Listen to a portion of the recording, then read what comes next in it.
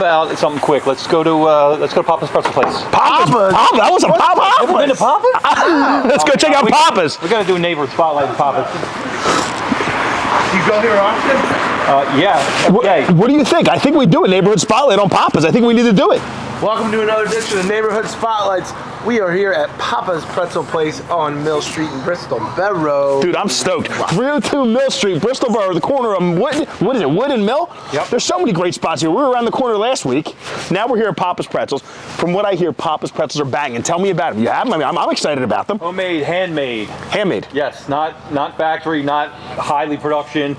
He rolls them out with his hand. It's made with love. And his dude's name actually Papa? They call him Papa? He is the Papa. That's what everybody calls him. Oh, I'm singing in there today, bro. I'm going to be singing in there today. You watch. So we stand outside and talk, and everybody drive by with, hey, Papa, hey, hi, Papa. Well, can you smell it from the office? That's the question. Yes.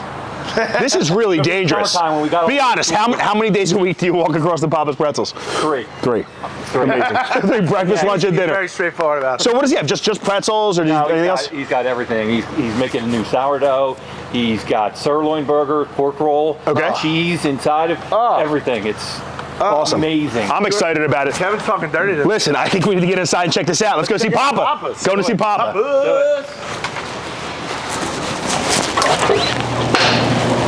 Yo, Papa! Where you at? There he is. How you doing? All right, so Mike, while you're mixing your dough, give me some backstory. How did this all start? How did it come about? Well, years ago I used to work for a division of 20th Century Fox, and they moved me out to Chicago. Okay. And I found when I got to Chicago that it is as cold as they say it is. Yeah. I couldn't get a good cheesesteak, couldn't get a good haircut, couldn't get a soft pretzel. Cheesesteak's garbage in Chicago.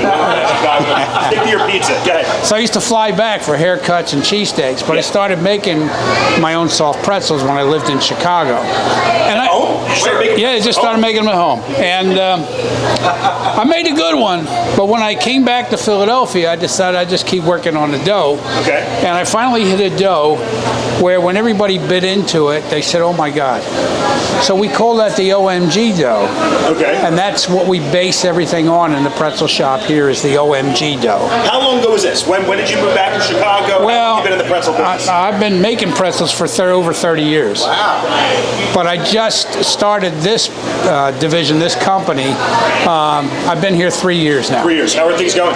We're doing pretty good. We got great word of mouth. Yeah. People seem to love the product that we do, and as you can see, we do most of it by hand. So this is like really old school stuff. He's not sitting here, he's got the machines, he can do the bulk, but the reality is 9 times out of 10, they're mixing the dough by hand. They're rolling that dough out by hand. That to me is amazing. Yeah. So tell me what you got going on over here, Mike. Well, this is a test dough for a different, this is an unfed sourdough. Test dough means I'm going to be eating this later on. I'll show you. Stay tuned.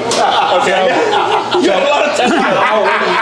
So fed sourdough is where the night before, what you'll do is you'll add, I do a 1-3-3 mixture, which is 1 part starter, 3 parts flour, 3 parts water, and then let that bubble up overnight. When it reaches the peak, that's when I make my dough. You're not giving away any trade secrets here. I was about to say, listen, you got a lot of people listening in here. No. You know it. So pretzel factories around the tri-state area are making these they're like, oh, this is my OMG. This is my OMG stuff. I'll tell you the hard part. Yeah. It's probably because you do these. It's such a process for you. Is it harder to scale? Is it something where like? No, I don't think so, and I'll tell you why. Because fundraisers and everything on the board. Yeah. When you there's a point where it goes from being a recipe to where it becomes a formula. Right. When it becomes a formula, you can scale it to any So you can any teach size others. you want, easily. Yeah. Easily. But do we? No. Why the pretzel? I'm just curious. Why a pretzel? Yeah. Why there's cookies and there's bread. Well, why the pretzel? because as I said in Chicago, cookies aren't good. The pretzels are garbage. The cookies are good in Chicago. So it was the pretzel though. It was the pretzel. It was a pretzel. It just pissed you off. But you're like, you know what? No, it's just I always like soft pretzels. I mean, but when you can't get a good one, you're gonna. So let's talk about a good one. What defines a good soft pretzel? Because everybody likes their soft pretzels different. Me, I like a crispy, just like I like my pizza. I like it crispy. I like it crunchy. I like the outside nice and crunchy. I just got back from Oktoberfest, right? So we were in Munich, right? And the pretzels over there there are, first of all, I don't know how they do it. They're massive.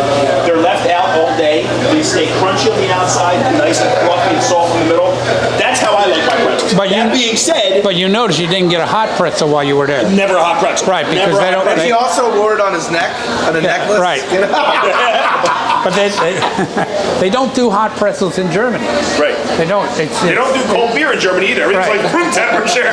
So it's a common practice. So when you come, a lot of people when they come here, that's what they want is they want a hot pretzel. They want a warm pretzel. Yeah. Wait. Where did pretzels begin? Where do they begin? What's the history of a pretzel? I don't even know. Yeah. Well. They began here. The OMG. Yeah. So let's get back. What defines a hot pretzel? I mean, a good pretzel. How would I'll you? tell you, Well- this is what defines hot. I think a good. Now everybody's got their own opinion, but I think a really good pretzel is going to be one where if I give you one of my pretzels and you take it home. Yeah. And you don't eat it until 10 o'clock tonight. It's going to be as good as when I gave it to you today. Really? Okay? And you can test that. I'll give you a bunch of them. You take them home and try I'm definitely gonna take you up on that offer. it. Okay? Or you can take it and you can wait till tomorrow. You can throw them back in your oven at 450 degrees for about 4 minutes, and it'll be like I baked it here. Okay? And that's so not true with your competition out there because I know how it is. If you go in, you grab a pretzel, they're great. You know what it's like we do fundraisers at the schools and so on. 3-4 hours later, those pretzels are like gum. They're horrible. For me, it's just And I'm gonna tell you the worst part, the butter. Like, ugh. Well, you're talking about yeah. that's But I'm that's saying, an like, Amish style pretzel, and it's got they dip it in butter. Yeah. And the problem with that is it's great for the first 15 minutes, Yeah. but after that it's a soggy mess. sucks. Do is you got to take a look at the crumb. This is what they call the crumb. The what which is- crumb? That's Yeah, this. the inside, and you can feel this. If you feel how soft this is, there's no. That's my favorite right there. It doesn't have the density that you would in some pretzels. You know, it doesn't have that. Dip it in coffee. Doesn't have that weight to it. Right, You know, it's air. and it makes you want to eat it. Oh yeah. How many pretzels do you eat a day? I try not to eat it, That's a lie. but as you can see, Come on over. Wait, come on. Say hello. It's so good. Say hi to the guy. Love you, son. There you go. What's your name? Michaela. Hi, Michaela. Say hi to your viewers. Look at this. Look at what you Michaela's rocking the pretzel factory today. She's over here. No, not the pretzel factory, but this is a pretzel factory. She's rocking the pretzel shop. So, anyways, thank you for all your help. Say goodbye. Oh, see you later. so that's the one thing we say to people all the time is you can't get this in any factory. Sure. You got to come here to get this, and we have a unique recipe. If you go anywhere in Philadelphia, everybody's using basically the same recipe that they have for 100 years. Sure. We use a totally different recipe. Amazing. And the recipe is mine. Everything we do here starts with the OMG dough. This, if you like Italian, this is called a mazza ball. Oh my God. And a mazza ball is our OMG dough, and we mix in basil, rosemary, oregano, parsley, garlic, and there's a piece of mozzarella in the center. Oh my god. This, honestly, is one of the best things I've ever had. I can top Bring it it. down to 1 knee. Oh my god. So good. Okay, now, then I had somebody who came in here one day and they tried the mazza balls and they said, you know what, Mike? Nobody ever made a Mexican pretzel. And I said, really? So I took Papa made Mexican pretzels. So I took the OMG dough and I mixed in about 8 different Mexican herbs and spices. Oh my god. Oh my god. OMG. Oh man. And we wound up Shut up. Look at this. Look at this. Are you kidding me? with what we call the taco cheese ball. This is ridiculous. So that tastes like a taco, but there's no meat in it. Oh, good. I would be a vegetarian. I swear. I would eat this all day long. And somebody said to me, well, do you have a dip for it? Come on. Mike? So, Wait, were we supposed to save some for the dip? so we came up with a chili lime dip. Are you kidding? Oh man. You're kidding me. Yo, this is so good, guys. Wow. You have no idea. This is amazing. This might be my favorite episode. 100%. How can you argue with this? We're gonna eat carbs all day long. That is fantastic. So good. So good. Guys, check out Papa's Pretzels. That's all I can tell you. You will not be disappointed. Check it out. Thank you later. You will love it. Hands down. So where'd you get the name? Where'd you come up with the name? Papa's. Are you Papa? Yeah. Papa my son used to jokingly call me Papa every once in a while.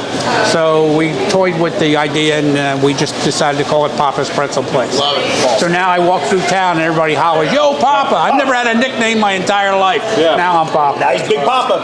Not to be You confused need with some t-shirts. We had a whole bunch of them, but the staff all took them all all. took them. So- I got to make more. Let's talk about the business. You got the pretzels. You got a variety of 1,000 different types of pretzels and dogs and Sandwiches. everything else. What are those little pancake things? Okay, so What is that? So this is pork roll. What? And No way. what we did was when we decided to do pork roll, I went to I read about this company. They had a pork roll contest over in Trenton. They had a big. They have it every year. Yeah, well, they did. This was up until the pandemic. Yeah, okay. And the company that won, they did a taste test, and all the big guys were there. Taylor, Cases, everybody. Yeah. The company that won, nobody had ever heard of before. So I went over and I met with them. And I said, I took some of their product, bought some of their product to test it myself. We brought it back here, tested it with a number of people. Everybody thought it was great. I went back and met with them again, and I had them make a link for us. Okay, so it looked like a hot dog. Yeah. But what I didn't like about it was the casing. Casing was an artificial casing. So we had them do it for us flat. Every week we go over and we get a fresh batch of pork roll. Oh, wow. And I'll cut this for you guys. Excuse me. Okay, so this is the pork roll that we use. Try it, fellas. Dude, I don't have hands. Oh, my you God. just put it in your mouth. This is by far the best stuff. Dude. Cheers. It's all good. Oh my God, look. Oh my God! Come See, on, we're saying, oh my God! Oh. You have to say, oh my God. It makes sense now. Here. It's called OMG. And Is that a burger? that's a burger. Yeah. What?